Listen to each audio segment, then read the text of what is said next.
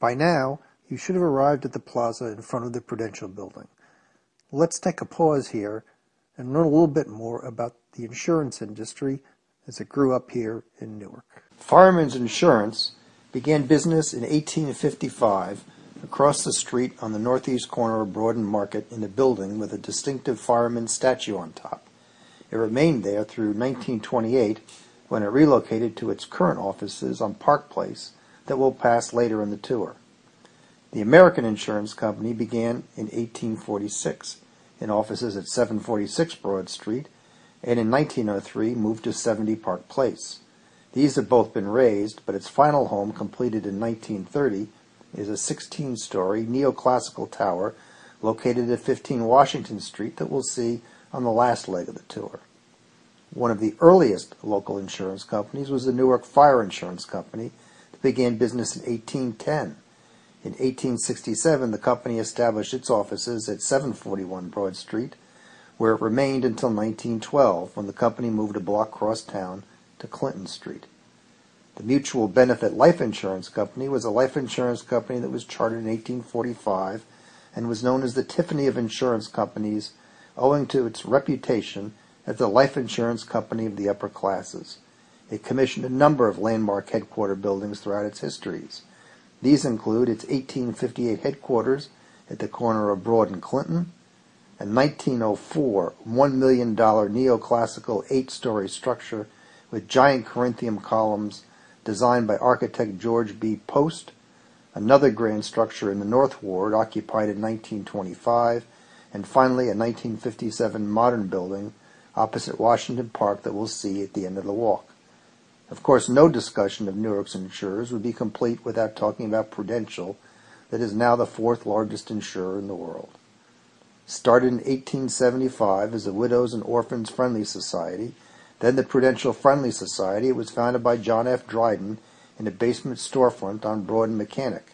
It grew quickly, first filling an office on Broad and William across from the old City Hall, and in 1892 moving up the street to this block. The modern building behind us went up in 1960, and the new headquarters building on Military Park is another stopping point on this walk. The Newark Banking and Insurance Company across the street was chartered by the state of New Jersey in 1804, and a year later moved to its own building on the corner of Broad and Bank Streets. The bank stayed in that basic vicinity for the next 175 years. The National Newark building across the street is a neoclassical office skyscraper that has been the tallest building in Newark since 1931 and was the tallest in New Jersey until 1989. The top of the building was inspired by the mausoleum of Halicarnassus, one of the 7 wonders of the world. Across the street you'll see the abandoned Howard Savings Bank, established in 1857 and headquartered there until absorbed by First Fidelity Bank in 1992. Newark was home to many other insurance companies, including Germania Insurance at 758 Broad, People's Insurance at 76 Broad, Merchants Insurance at 776 Broad, and Globe Indemnity, whose building remains on Washington Park, our final stop. Let's move to our next stopping point, the tip of Military Park at Broad Street and Raymond Boulevard. You couldn't help but notice the heavy presence of trolley cars on all the street scenes from the turn of the last century. As they shifted from horsepower to electric power, the newly formed utilities saw the electric transmission network powering the streetcars as a natural fit for the energy operations. And so in 1903, the Public Service Corporation was formed as a merger of 4 trolley companies and a power company. It quickly consolidated over 400 gas, electric, and trolley companies throughout New Jersey. It began operations at Broad and Central Avenue, but moved to a new location at the head of Military Park in 1916 when it opened a new 3-level streetcar terminal with offices above. The terminal serviced lines to as far away as Trenton, and as early as 1916 saw 3,000 cars and 50,000 fares paid per day. In the 1970s, the state took over operation of the transportation assets as part of New Jersey Transit, leaving the power generation and distribution utilities. The Public Service Electric and Gas Company is New Jersey's oldest and largest investor-owned utility.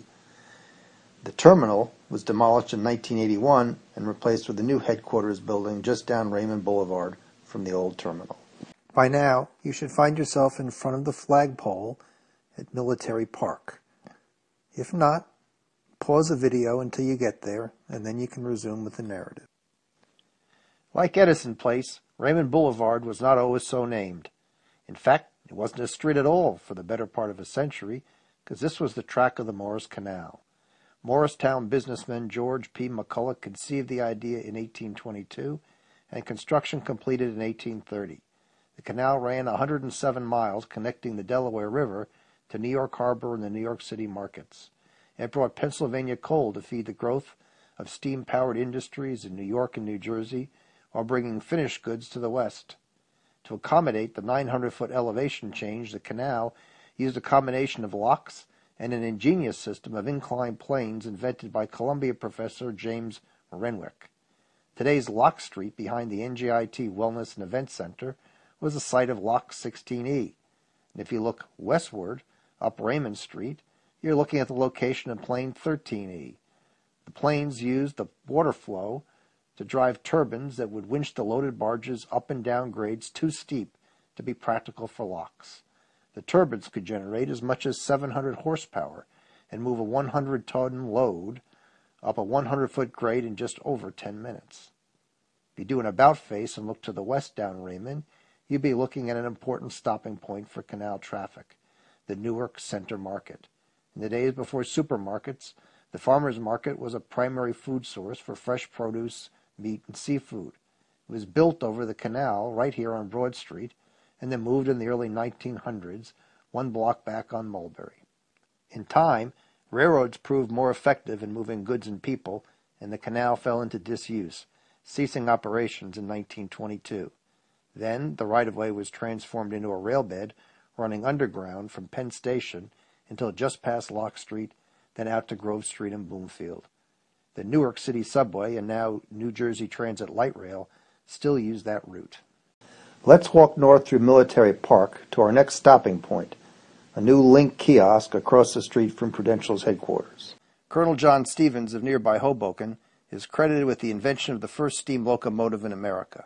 He demonstrated it in 1825 on a test track on the family estate that is now the campus of Stevens Institute of Technology.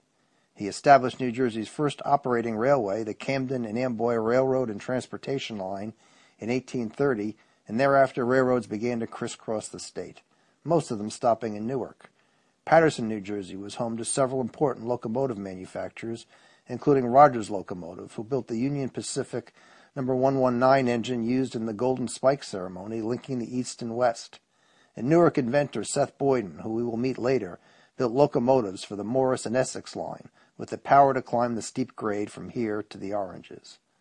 We've already seen the location of the Central Railway Terminal down Broad Street. The end of our walk will pass by the Broad Street station that originated as the Newark stop for the Erie-Lackawanna line. And just out of sight and to the right is the current Pennsylvania Railroad.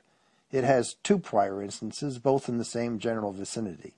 Built in 1935 with a mixture of Art Deco and neoclassical features, it serves New Jersey Transit, Amtrak, and the light rail system. Later, we'll visit the New Jersey Performing Arts Center off to the left, and it sits on the location that once served the Hudson and Manhattan Railroad, first opened in 1908. Since acquired by the Port Authority of New York and New Jersey, the Trans-Hudson tubes now originate from Newark's Penn Station. By now, you should have arrived at the new Link NWK kiosk. Let's pause the video while the people from Intersection explain the latest addition to the Newark streetscape.